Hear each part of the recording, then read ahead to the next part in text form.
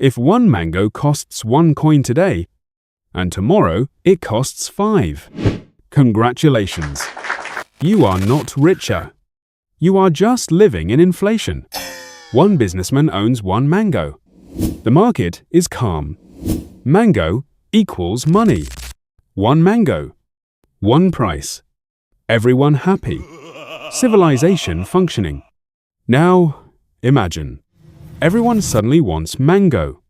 But mango production stays the same. Same trees.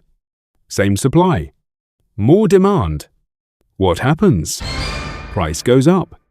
Not because mango changed, but because people want it more than it exists. This is demand-pull inflation.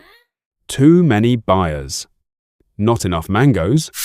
Now, different problem. Demand stays the same, but mango seeds become expensive.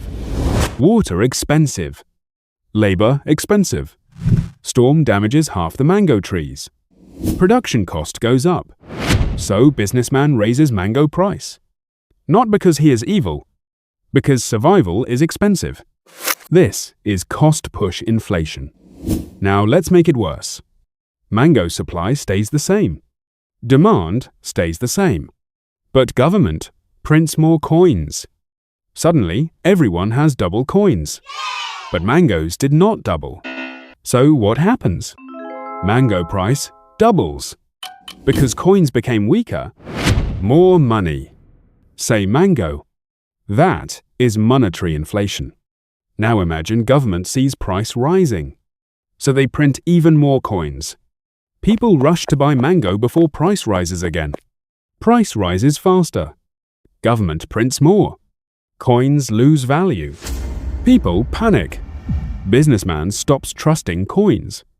Eventually, coins become useless paper, and mango becomes the real currency. This is how hyperinflation begins. If your income rises with mango price, you survive.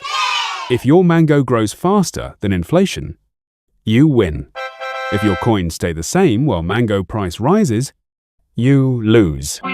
Inflation is not about price going up. It's about your purchasing power going down. Mango is money. If you only hold coins, you get poorer.